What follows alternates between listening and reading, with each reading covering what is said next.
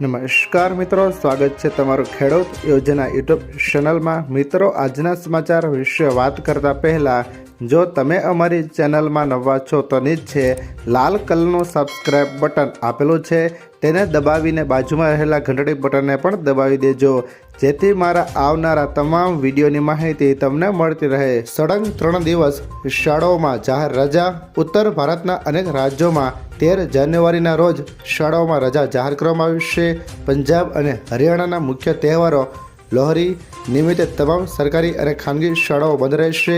આ ઉપરાંત મકર સંક્રાંતિના તહેવારોને ધ્યાનમાં રાખીને અનેક રાજ્યોમાં 15 જાન્યુઆરી સુધી શિક્ષણ કાર્ય બંધ રહેવાની શક્યતા છે।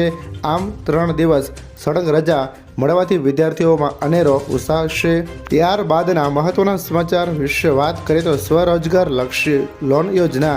ગુજરાત સરકાર યુવાનો અને મહિલાઓને આત્મનિર્ભર બનાવવાના ઉદ્દેશ સાથે સ્વરોજગાર લક્ષી લોન યોજના હેઠળ નાના વ્યવસાયો શરૂ કરવા ઈચ્છુક અરજદારોને આર્થિક સહાય પૂરી પાડવામાં આવશે।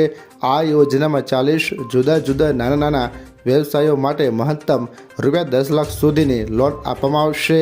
અરજી સમાજ કલ્યાણના પોર્ટલ પરથી કરી શકાશે।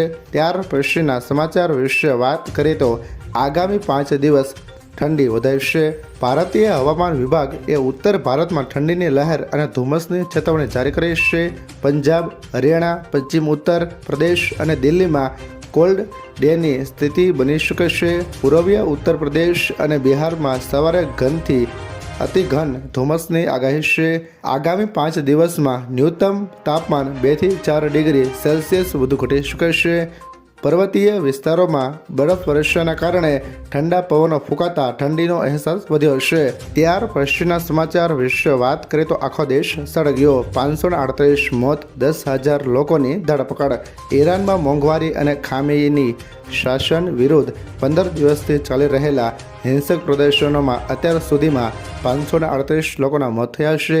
મૃતકોમાં 490 પ્રદર્શનકારીઓ અને 48 સુરક્ષા કર્મીઓનો સમાવેશ થાય છે। આંદોલન ડામવા સુરક્ષા દળો દ્વારા કરાયેલા ફાયરિંગમાં સેંકડો લોકોએ જીવ ગુમાવ્યો છે, જ્યારે 10,000થી વધુ લોકોની ધરપકડ કરવામાં આવી છે। દેશના અનેક શહેરોમાં સ્થિતિ અત્યંત તણાવપૂર્ણ છે। ત્યાર પછીના સમાચાર વિશે વાત કરીએ તો કિંગ કોહલી કમાલ રેકોર્ડ તોડ્યો। ભારતના સ્ટાર બેટ્સમેન વિરાટ કોહલીએ વડોદરામાં ન્યૂઝીલેન્ડ સામેની પ્રથમ વનડેમાં એક મોટો રેકોર્ડ બનાવ્યો। કોહલીએ 25 રન બનાવીને આંતરરાષ્ટ્રીય ક્રિકેટમાં 28,000 રન પૂરા કર્યા। તેણે સચિન તેંડુલકરનો વિશ્વ રેકોર્ડ તોડ્યો। સચિન તેંડુલકરે 644 ઇનિંગ્સમાં 28,000 રન પૂરા કર્યા। કુમાર સંગાકારાએ 667 ઇનિંગ્સમાં આ સિદ્ધિ મેળવી। વિરાટ કોહલીએ તેની 624મી ઇનિંગ્સમાં આ સિદ્ધિ મેળવી છે। ત્યારબાદના મહત્વના સમાચાર વિશે વાત કરીએ તો પોલીસ ભરતીને લઈને મોટા સમાચાર। ગુજરાત પોલીસ ભરતી બોર્ડ દ્વારા PSI અને લોકરક્ષક દળની શારીરિક કસોટીની તારીખ નક્કી કરવામાં આવી છે। વર્ગ 3 સવર્ગની 13,591 જગ્યાઓ માટે ઉમેદવારોની દોડ અને અન્ય ટેસ્ટ 21 જાન્યુઆરી 2024થી શરૂ થશે। ઉમેદવારો પોતાનો કોલ લેટર 12 જાન્યુઆરી 2024ના રોજ 2 PM થી ojsgujarat.com પરથી ઓનલાઈન મેળવી શકશે। સમય, સ્થળ અને દસ્તાવેજોની વિગત કોલ લેટરમાં દર્શાવવામાં આવી છે।